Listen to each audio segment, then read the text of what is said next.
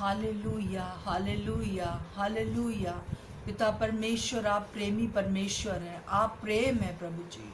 आप हमसे बिना शर्त के अगापे प्यार करते हैं हर एक से, और आप हमारी उपस्थिति चाहते हैं। थैंक यू जी, thank you Jesus, thank you पिता परमेश्वर, आपका धन्यवाद हो। आप महान प्रभु हैं, धन्यवाद। आप हमारा मुख देखना चाहते हैं, आप हमारा बोल सुनना चाहते हैं, क्योंकि आपको हमारा मुख अच्छा लगता है, अति सुंदर लगता है, हमारा बोल आपको मीठा लगता है। ओ प्रभु, हम आपको धन्यवाद देते हैं, धन्यवाद। थैंक यू जीसस, आपके प्यार के लिए धन्यवाद, आपके प्यार के लिए धन्यवाद, आपके प्यार के लिए धन्यवाद। और इस प्रेम को जब मैं इन लोग यहाँ मैं सबके पास तक पहुँचाती हूँ, मेरी सहायता मदद करें। मैं एक इंस्ट्रूमेंट आपके हाथ में हूँ, मैं कुछ भी नहीं हूँ, परंतु मैं चाहती हूँ कि आपके प्रेम को, आपकी उस क्षमा को मैं सब तक पहुँचा सकूँ, और हमें क्या करना है ये पहुँचा सकूँ। अपने आप को आपके अधीन करती हूँ, यीशु मसीह नासरी के नाम से मांगती हूँ, आमीन।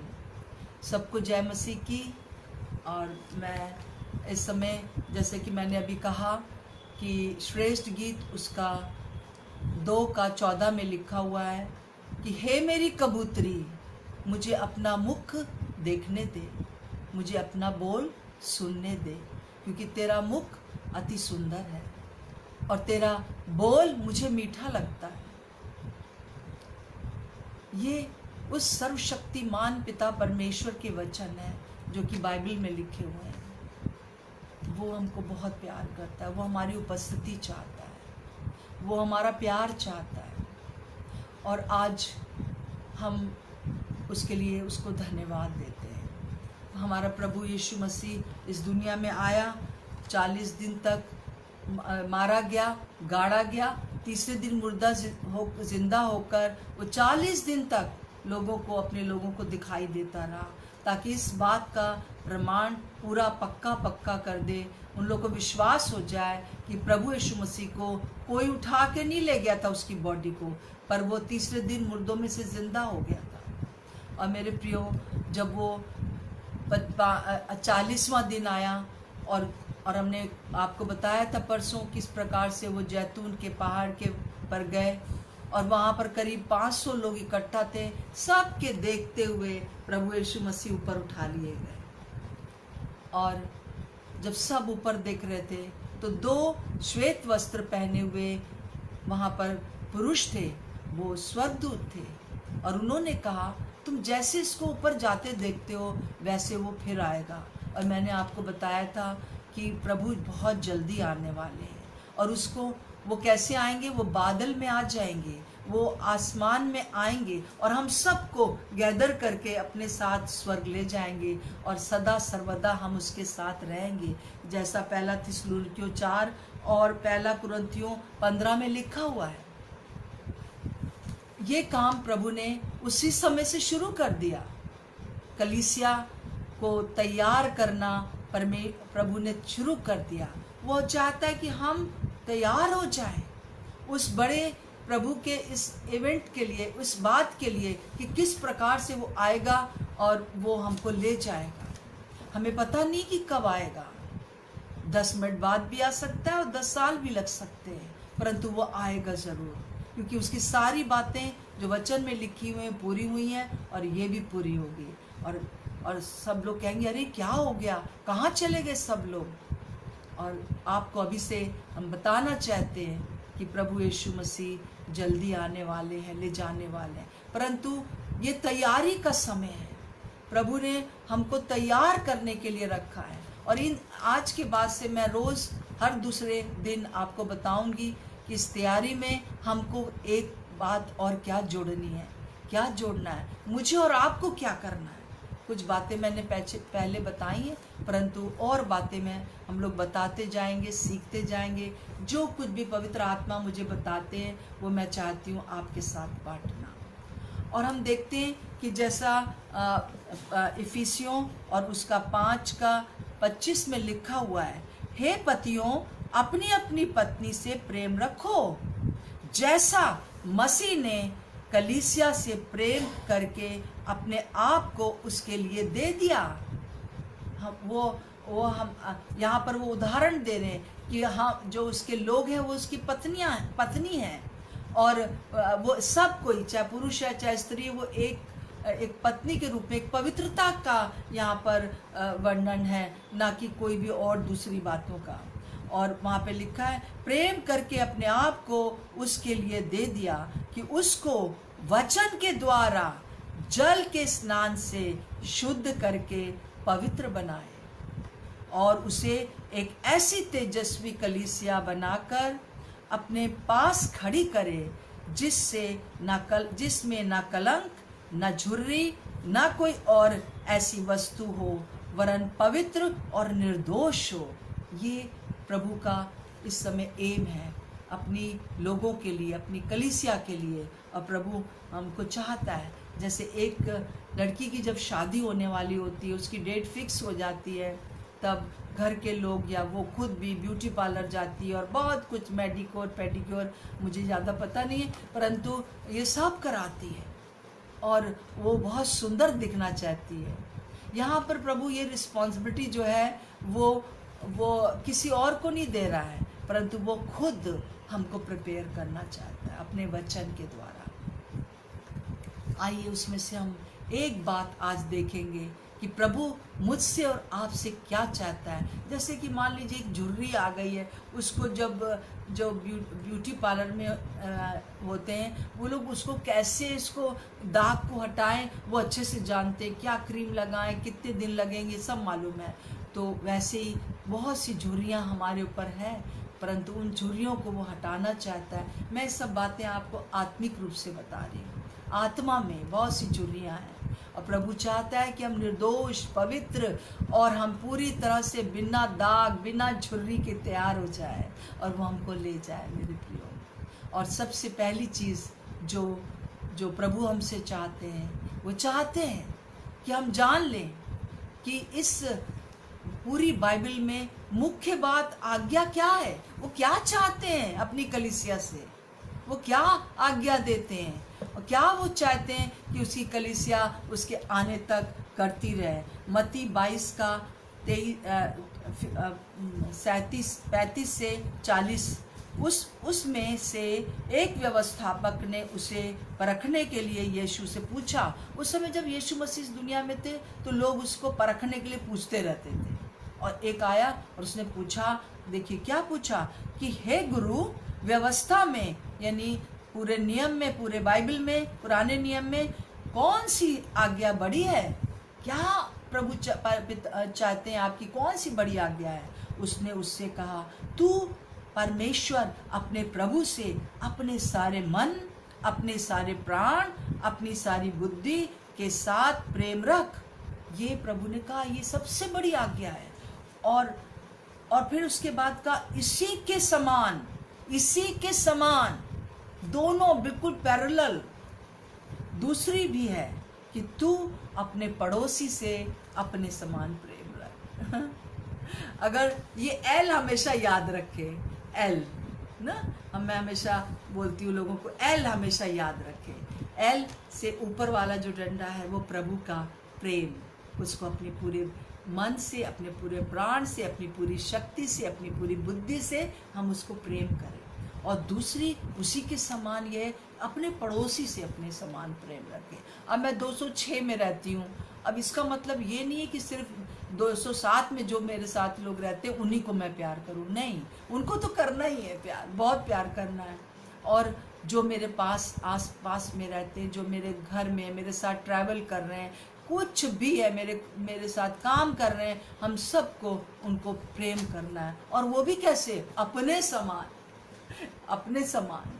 जैसे हम अपना ख्याल रखते हैं, हम अपने आप को प्यार करते हैं, वैसे प्रभु चाहता है कि हम उस प्यार करें। और मेरे प्रियो, हमसे प्रभु चाहता है कि ये पहली चीज़ जो है वो यही चाहता है कि हम अपने अपने पड़ोसी से, जो भी हमारे संपर्क में लोग आते हैं, चाहे वो घर में हमारी सहायता करने वाले लोग हैं, चाहे हमारा जो दूध लेकर आते हैं, चाहे वो सब्जी लेने आते हैं, चाहे कोई भी क्यों ना हो, चाहे हमारे सास ससुर, हमारी नंद, हमारी बहू, कोई भी क्यों ना हो, पति विशेष रूप से, हम सबको उनको अपने समान प्यार करना है। और ये अपने समान प्यार करना बड़ा मुश्किल है। इसके साथ एक शब्द और जुड़ा हुआ है और वो है क्षमा।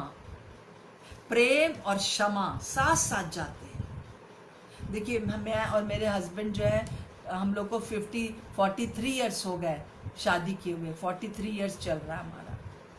ऐसा नहीं है कि हम लोग बिल्कुल परफेक्ट कपल हैं, पर हाँ, हम लोग ने जो ये वायदा किया कि हम एक दूसरे को प्यार करेंगे 43 इयर्स पहले, वो हम लोगों ने पूरा कोशिश किया है।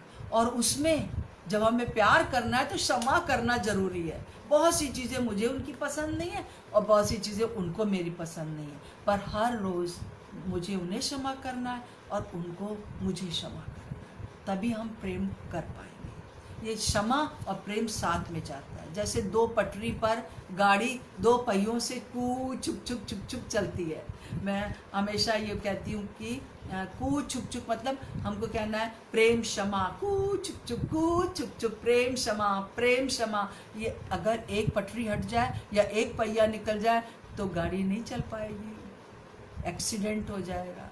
और ये एक्सीडेंट बहुत ज़्यादा हो रहे हैं आजकल पति पत्नी में। उसका कारण ये है कि हम प्रेम तो करना चाहते हैं, पर हमारा प्रेम सीमित है। प्रेम, सच्चा प्रेम वो है कि हम उनकी गलतियों में भी उनको क्षमा करते हुए हम आगे बढ़े। और ये चीज़ बहुत बहुत आवश्यक है कि हम क्षमा करें। अब क्षमा के बारे में जो है बहुत ही इम्पॉर्टेंट बातें कुछ है जो मैं आपके सामने, बहुत प्रैक्टिकल बातें जो मैं आपके सामने रखना चाहती हूँ, जो हमारा प्रभु यीशु मसीह चाहता है। जैसा कि हम पढ़ते हैं, प्रभु यीशु मसीह ने एक बहुत सुंदर प्रार्थना सिखाई। उनके चेलों ने कहा, आप हमें प्रार्थना करना सिखाइए। तो उन्होंने एक प्रार्थना करना सिखाई। और जैसे हम जानते हैं कि मत्ती 6 का और 9 से, और प्रभु यीशु मसीह ने कहा, अतः तुम इस रीति से प्रार्थना किया करो, हे हमारे पिता, तू जो स्वर्ग में है, तेरा नाम पवित्र माना जाए, तेरा राज्य आए, तेरी इच्छा जैसे स्वर्ग में पूरी होती है वैसे पृथ्वी पर भी पूरी हो। हमारे दिन भर की रोटी आज हमें दे, और जिस प्रकार हमने अपने अपराधियों को क्षमा किया, तू भी हमारे अपराधों को क्षमा कर। और हमें परीक्षा में ना ला, परंतु बुराई से बचा, क्योंकि राज्य, पराक्रम और महिमा सदा तेरी है। आमीन। प्रभु ने ये वाली प्रार्थना यहीं पर समाप्त नहीं कर दी, परंतु आगे कुछ और कहा जो बहुत इम्पोर्टेंट है, जो इस प्रार्थना से लिंक रखता है। वहाँ पे लिखा है 14 और 15 में कि इसलिए जो शब्द है, देयरफॉर जो शब्द है वो बहुत इम्पोर्टेंट है। इसलिए यदि तुम मनुष्य के अपराध क्षमा करोगे तो तुम्हारा स्वर्गीय पिता भी तुम्हें क्षमा करेगा। यदि तुम मनुष्य के अपराध क्षमा ना करोगे तो तुम्हारा पिता भी तुम्हारे अपराध क्षमा ना करेगा। बहुत दुख की बात होगी कि अगर हमारा स्वर्गीय पिता हमारे अपराध क्षमा ना करे, क्या होगा अगर वो हमें क्षमा ना करेगा। परंतु वो चाहता है कि जैसे यहाँ पे लिखा हुआ है, जैसे हमने अपने अपराधियों को क्षमा किया, तू भी हमारे अपराधों को क्षमा कर। ये एक बहुत इम्पोर्टेंट चीज़ है और इसी के लिए लिखा है, इसलिए तुम दूसरों के अपराध क्षमा करो, तुम्हारी सारी प्रार्थनाएं सुनी जाएंगी। कई बार हमारी प्रार्थनाएं रुकी रहती हैं क्योंकि हम दूसरों को क्षमा नहीं करते हैं मेरे प्रियो। और एक बार और प्रभु एक अपने उसमें बताते हैं कि एक बार मत्ती 18 का 21 से 35 के बीच में कि पतरस उनके पास आता है और कहता है कि मेरा भाई अपराध करता है, करता रहे, मैं उसको कितनी बार क्षमा करूं? मेरा भाई अपराध करता रहे, मैं उसको कितनी बार क्षमा करूं? क्या 7 बार? प्रभु ने कहा नहीं, 7 से 70 गुना बार। मतलब कोई संख्या नहीं है, बहुत लंबी संख्या है, बहुत अनगिनत बार क्षमा कर दीजिए, अनगिनत बार। शायद प्रतिदिन क्षमा करना पड़े आपको, प्रतिदिन। और तभी यीशु मसीह ने एक उदाहरण दिया। हमेशा प्रभु जो था उदाहरण से बातें किया करते थे। उन्होंने कहा एक राजा था और उसका एक दास था, और उसका दास ने उससे जो है 10,000 तोड़े, मतलब 20 किलो चांदी। 10,000 तोड़े मतलब उन दिनों में 20 किलो चांदी बहुत बहुत ज़्यादा होता था उस समय, लिए और उसको वापस नहीं किया। और एक बार राजा ने उसको बुलाया अपने दास को और कहा कि मेरे पैसे दे, मेरे ये तोड़े दे, वरना मैं तुझे जेल में डाल दूंगा, तेरे परिवार को जेल में डाल दूंगा। जब तक तू नहीं भर देगा तब तक मैं तुझे छोड़ूंगा नहीं। और उसने उसके सामने घुटने टेके और कहा कि मुझे प्लीज़ माफ़ कर दीजिए, अभी मुझे माफ़ कर दीजिए, मैं आपका एक एक चीज़ चुका दूंगा, पर अभी ऐसा ना करिए। और राजा को बहुत तरस आया और राजा ने कहा ठीक है जाओ, मैं तुम्हें माफ़ किया, और अब तुम वो 20 तोड़े जो 20 किलो चांदी के बराबर हैं, 10 तोड़े जो 20 किलो चांदी के बराबर हैं, वो तुम्हारे वो भी माफ़, जाओ। और ये बड़ा खुश हो गया, बाहर निकला। जैसी बाहर आया राजा के पास से, उसको अपना एक संगी दास मिला, और उस संगी दास ने उससे सिर्फ 100 दिनार ले रखी थी, 100 दिनार। और वो 100 दिनार जो थी एक दिन की दिहाड़ी हुआ करती थी। जैसे आज अगर एक मजदूर से हम काम लेते हैं, आज एक दिन की दिहाड़ी 1,000 रुपया है मान लीजिए, तो बस उसका एक दिहाड़ी 1,000 रुपया। और उसने उसका गला दबाया, उसको नीचे गिराया, उसके ऊपर बहुत उधम मचाया और कहा कि मेरा जो पैसा मुझे वापस कर। उसने कहा मेरे भाई मेरे पास अभी नहीं है, बाद में मैं तेरा सब कुछ भर दूंगा। पर वो नहीं माना, उसने उसको जेल खाने में डलवा दिया। और जब ये बात राजा को पता चली तो राजा ने क्या किया, उसको दास को बुलाया, अपने दास को जिसने कि 10,000 तोड़े रखे थे। उसने कहा कि क्या मैंने तेरा इतना क्षमा किया, तुझे उसका थोड़ा सा क्षमा नहीं करना चाहिए था? अब चल। और उसने बहुत ही तेज से चिल्लाया होगा मैं सोचती हूँ, और कहा होगा कि अपने सिपाहियों से कि इसको और इसके पति को, इस पत्नी को, इसके बच्चों को, सबको जेल खाने में डाल दो। जब तक ये पूरा ना दे तब तक जो है इसका नहीं होगा। ये प्रभु यीशु मसीह ने उस समय पतरस को और जो सुन रहे थे उनको अपना ये उदाहरण बताया। और 35 वर्ष में जो कहा, लाइन में कहा, इसी प्रकार यदि तुम में से हर एक अपने भाई को मन से क्षमा ना करेगा तो मेरा पिता जो स्वर्ग में है तुमसे भी वैसा ही करेगा। ये बहुत पावरफुल बात है मेरे प्रियो। ये जो है एक ऐसी चीज़ है जो कि हमको इसमें सुस्ती आलस नहीं करना है समझने में, हमको इसको टालना नहीं है, परंतु इसको समझना है। अगर हम किसी को प्यार करना चाहते हैं, राजा के मन में इस आदमी के ऊपर तरस आया, प्यार आया, उसने क्षमा कर दिया, पर उसने दूसरे को क्षमा नहीं किया तो उसको फिर वही सजा मिली। मेरे प्रियो, प्रभु हमसे चाहता है कि हम लोगों को क्षमा कर दें, लोगों को क्षमा कर दें, लोगों को प्यार करें, क्योंकि प्यार जो है बिना क्षमा के नहीं हो सकता है। कभी ना कभी कोई ना कोई बातें होती रहती हैं हमारे जीवनों में, हमारे परिवारों में, हमारे आसपास में, जहाँ हम काम करते हैं, जहाँ पड़ोस में, चाहे देश में, कई लोग हमारे विरोधी हो जाते हैं, परंतु हमको उनको क्षमा करना है। अब क्षमा करने से क्या होता है ये मैं बताना चाहती हूँ। बहुत पॉजिटिव बातें होती हैं। पहली बात मैंने आपको बता दी है, क्षमा करने से हमको क्षमा मिलती है। जब हम किसी दूसरे को क्षमा करते हैं तो हमें भी क्षमा किया जाता है। फिर क्षमा में शांति है, बेचैनी नहीं है। एक बार मेरे साथ एक लड़की रहती थी और वो उस शहर में थी मेरे साथ, और मैं उसको बहुत प्यार करती थी। पर एक दिन मैंने, बहुत 80s की बात है, बहुत पहले की बात है, और अब उन चीज़ों से मैं ऊपर आ गई हूँ, परंतु मैं आपको ये अपना उदाहरण बताना चाहती हूँ। और उसके लिए मैंने बहुत किया था जो भी मैं कर सकती थी उस समय।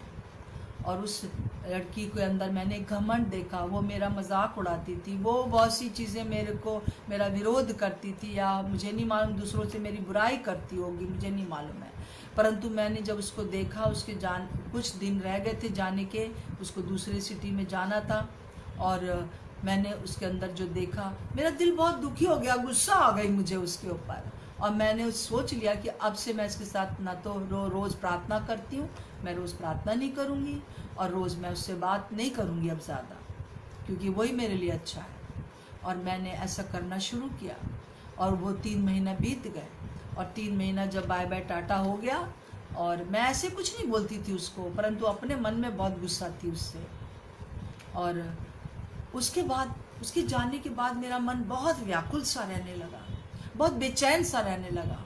और मैंने सोचा कि मुझे क्यों ऐसा हो रहा है, और मैं अपने अंदर शांति महसूस नहीं कर रही थी। और उस समय भी मैं दूसरों के पास जाकर बाइबल अध्ययन कराती थी और प्रार्थना करती थी उनके लिए।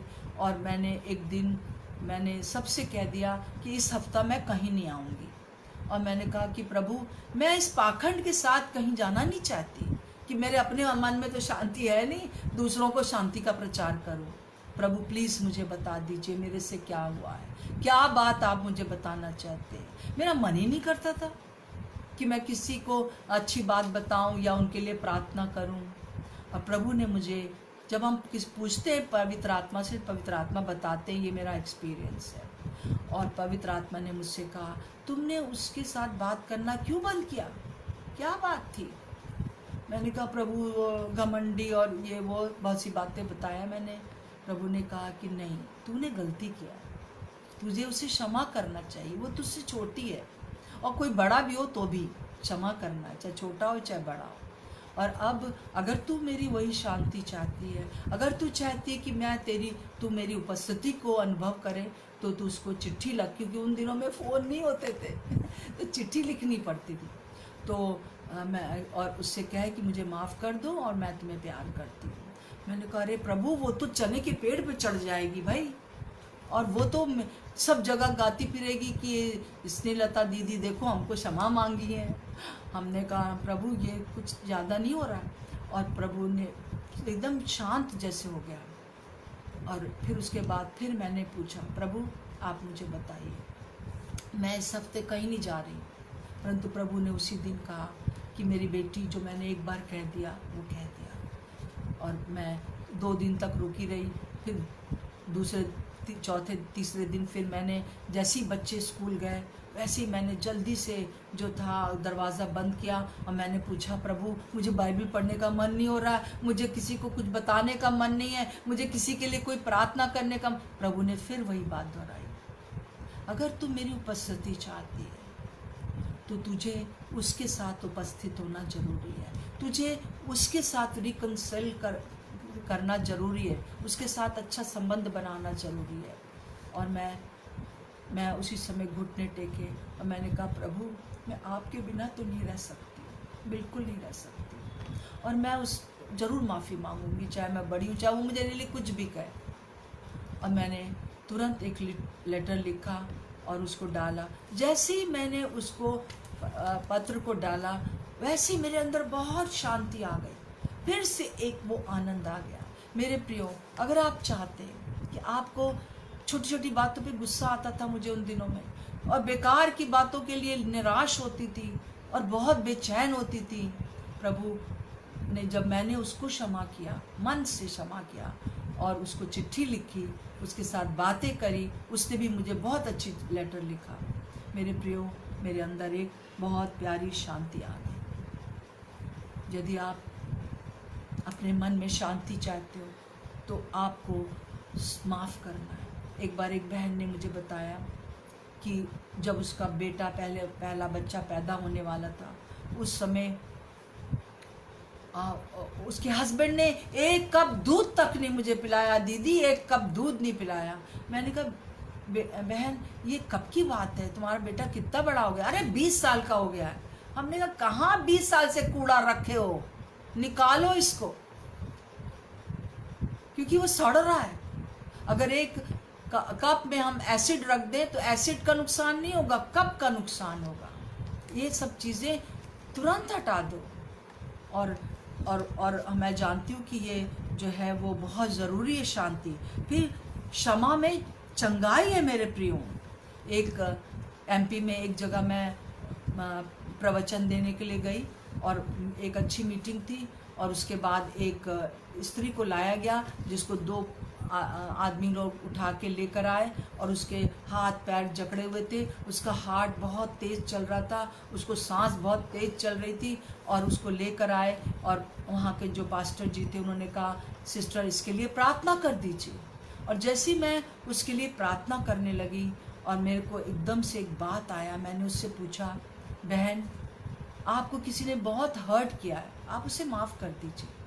उसने कहा मेरे लिए बहुत मुश्किल है, हर्ट तो किया बहुत मुश्किल है, मेरे ससुराल वालों ने मुझे बहुत सताया है, मैं उनको माफ़ कैसे कर दूं?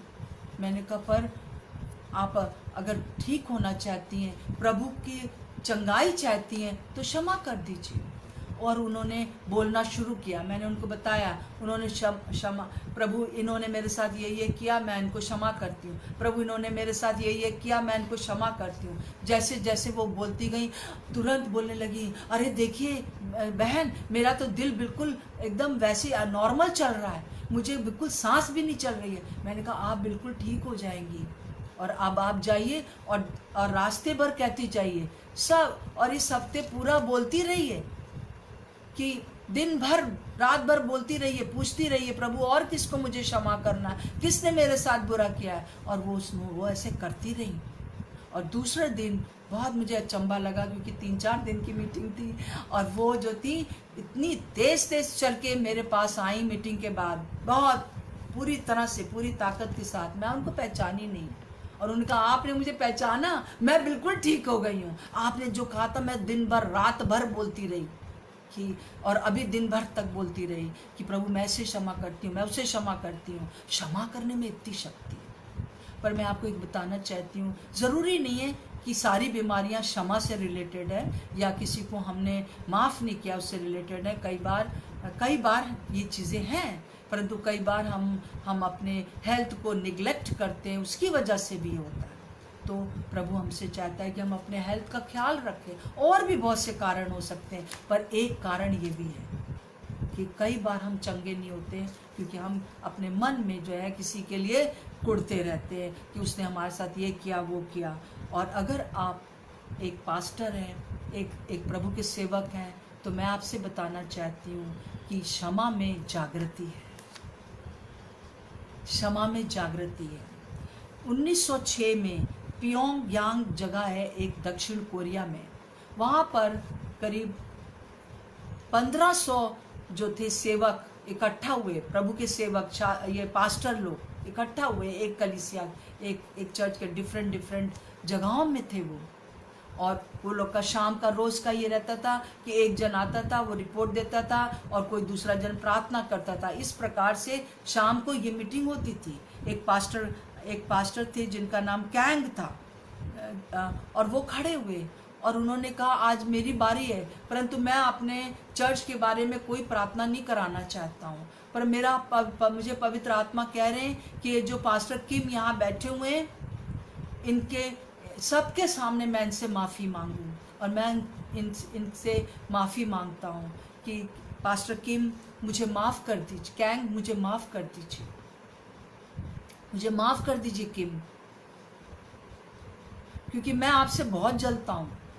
और पवित्र आत्मा ने कहा है कि आज मैं आपसे माफ़ी मांगूँ, और मैं आपकी उन्नति के ऊपर मुझे बहुत गुस्सा आता है, और मैंने आपकी बहुत निंदा की है, आपको नीचा दिखाने के लिए आपकी बुराई की है, तो सबके सामने मैं आपसे माफ़ी मांगता हूँ। और वो जाके अपनी जगह बैठ गए। उस दिन कुछ नहीं हुआ।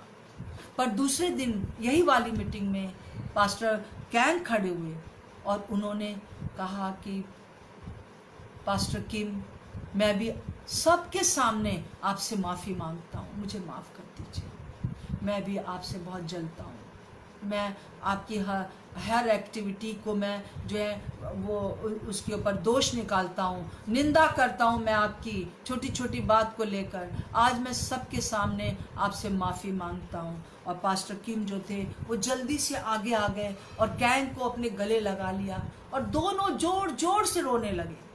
और जब ये दोनों जोर जोर से रो रहे थे तो सब जितने भी हॉल में समझ लीजिए 1500 पास्टर थे, कोई लेडीज पास्टर नहीं थी, कोई लेडी नहीं थी। अक्सर कहा जाता है लेडीज बहुत रोते हैं, पर वहाँ पर एक जैसे कि बहुत रोना हो गया, जोर जोर से रोना।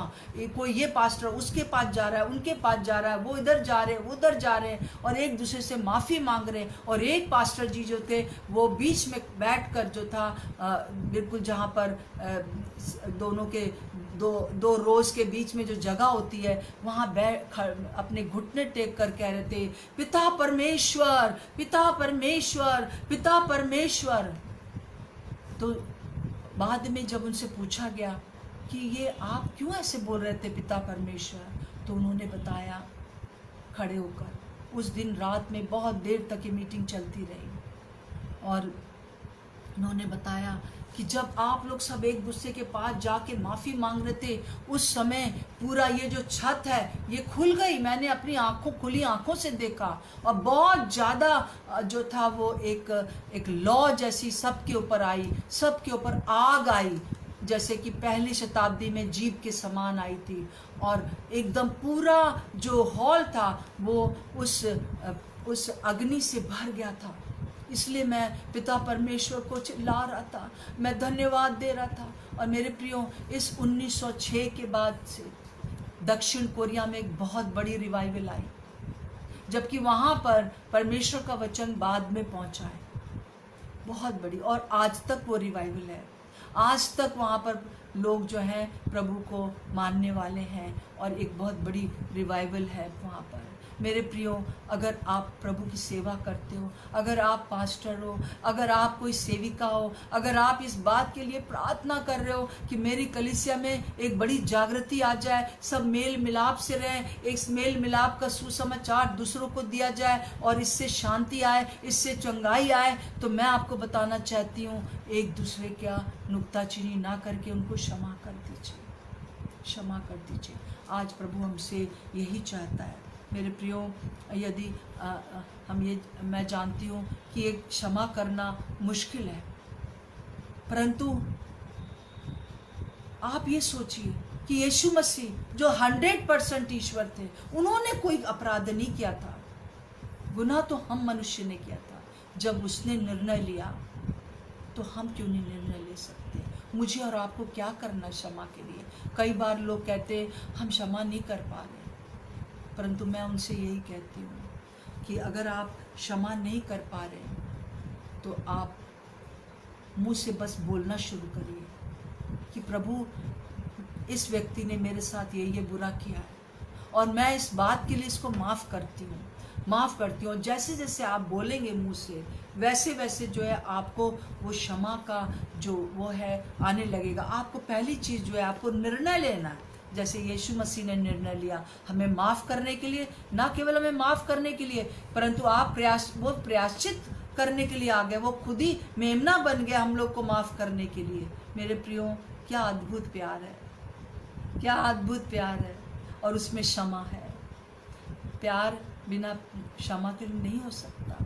प्रभु ने हमसे प्यार किया, उसने निर्णय लिया, आइए आप भी निर्णय लें और लोगों को माफ़ करें, लोगों को माफ़ करने का निर्णय लें। और दूसरा चीज़ जो है प्रार्थना करना है। जो लोग आपको सताते हैं, जिनके लिए आपको दुख लगता है, वो हर समय कुछ ना कुछ बोलते रहते हैं, तो आपको उनके लिए प्रार्थना करना है। जैसा कि मत्ती 5:44 में लिखा हुआ है, परंतु मैं तुमसे ये कहता हूँ कि अपने बैरियों से प्रेम रखो और अपने सताने वालों के लिए प्रार्थना करो।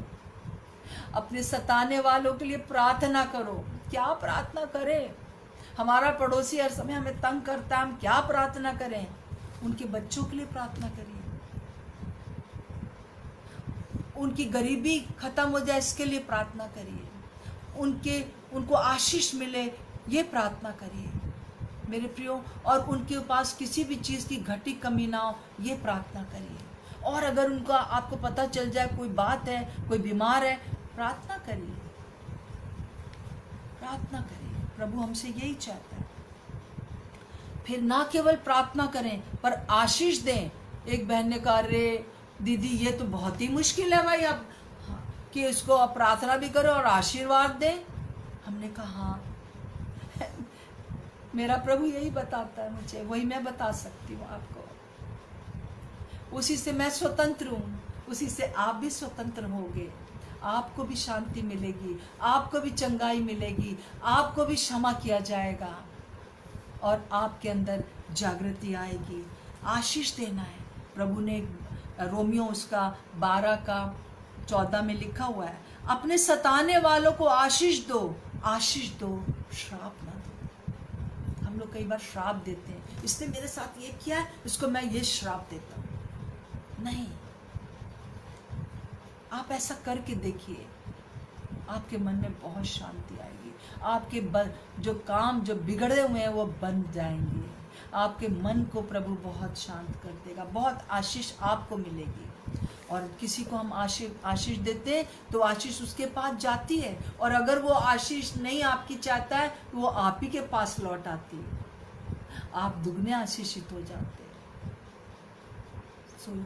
अगर आप प्रभु हमसे पहली चीज़ कहता है, अगर आप बिना दाग बिना झुर्री के होना चाहते हैं, पवित्र होना चाहते हैं, उस रैप्चर में, उस समय जब प्रभु हमको ले जाएगा उसमें शामिल होना चाहते हैं, उस दुल्हन में शामिल होना चाहते हैं, तो प्रभु आपसे कह रहा है लोगों को प्यार करो, उसके लिए लोगों को क्षमा करो। बहुत छोटी छोटी बातों पर हमको लोगों को क्षमा करना और बहुत बड़ी बड़ी बातों को भी हमको क्षमा करना है। अगर किसी का किसी का दिल आपने दुखाया है, आपने उसकी बुराई की है, आपने उसकी निंदा की है, तो जैसे ये पास्टर जी ने किया, कैंग और किम ने, आपको करना है। आपको कहना है कि आप मुझे माफ़ कर दीजिए, मुझे क्षमा कर दीजिए। मुश्किल है, बहुत मुश्किल होता है। और एक और मुश्किल बात बता दूं जो और ज़्यादा वो है, और आपको ये नहीं कहना अच्छा भाई सॉरी, ऐसे नहीं, अच्छा भाई सॉरी प्रभु कह रहा है इसलिए मांग रहे हैं, नहीं। आपको उनके पास जाना है और उनसे कहना है कि मैंने आपके लिए ये किया, आपके साथ बुरा किया, क्या आप मुझे माफ़ करेंगे? बहुत मुश्किल है, परंतु ऐसा करने से आपको बड़ी शांति मिलेगी। वो व्यक्ति शायद, मैंने जैसे कहा, चने के पेड़ पर चढ़ जाए, परंतु कोई बात नहीं, प्रभु आपसे चाहता है। प्रभु ने आपको माफ़ किया है, आप दूसरों को भी माफ़ कर दें। आइए हम अपनी आँखों को बंद करेंगे और वो निर्णय लेंगे, और सब जन अपनी आँखों को जहाँ भी बैठे हैं, अगर आँख खोल के भी करेंगे तो कोई बात नहीं है, प्रभु देख रहा है, सुन रहा है। आप अपने मन से एक बात पूछिए कि बचपन से लेकर, कई बार बहुत बचपन से हमको हर्ट होते हैं, मेरे साथ किसने बुरा किया, किसने मेरे साथ बुराई की है? क्या आपके पति ने, क्या आपकी पत्नी ने, क्या मम्मी पापा ने, क्या आपके पड़ोसी ने, क्या आपके कुलीग ने, किसने? किसी ने आपको दुख दिया है, उसके बारे में उसकी पिक्चर लाइए सामने और बस उससे कहिए, परमेश्वर के सामने कहिए कि हे पिता परमेश्वर, जो तू प्रेम करने वाला है, मैं ये निर्णय लेती हूँ, मैं ये निर्णय लेता हूँ, इसने मुझे ये बातों से मुझे हर्ट किया है, मैं इसको आज माफ़ करता हूँ, मैं इसको आज माफ़ करती हूँ। मुश्किल है, परंतु आप करेंगे, पवित्र आत्मा आपकी सहायता करेंगे। वो पवित्र आत्मा जो प्रभु यीशु मसीह की आत्मा है, जिसने कि सबको माफ़ किया। एक सेकंड, 1 मिनट, 2 मिनट लीजिए और इसके लिए आप प्रार्थना करिए, प्रभु मुझे मैं उसको माफ़ करती हूँ। और अगर किसी के लिए आ रहा है कि मुझे उसके जाके माफ़ी मांगनी है, तो अगर आप कर सकते हो तो इसको कर लीजिए, वो और भी अच्छा है। और अब से ना केवल उसको माफ़ करें, उसके लिए कुछ बुरा ना बोलें, उसके लिए कोई ज़्यादा बात ना करें कि उसने मेरे साथ, बार बार ना सोचें, और उसके लिए प्रार्थना करें। जिस व्यक्ति ने आपको हर्ट किया उसको आशीर्वाद दें। इसी समय आप ये काम करें, कहिए कि प्रभु इस व्यक्ति ने मेरे साथ बहुत बुरा किया है, मैं उसको माफ़ करती हूँ। मैं निर्णय लेती हूँ, आज से मैं उसके बारे में कोई चुगली किसी से नहीं करूँगी कि अरे देखो फिर से उसने मेरे साथ ये किया। मेरे प्रियो, पवित्र आत्मा आपकी सहायता करे। आइए हम प्रार्थना करें। हमारे प्रेमी सर्वशक्तिमान पिता परमेश्वर, आप जो प्रेम है, आप जो क्षमा के खानी है, आपने क्षमा किया है हम लोग को। ओ कैसे कैसे अपराध क्षमा कर दिए प्रभु आपने हमारे।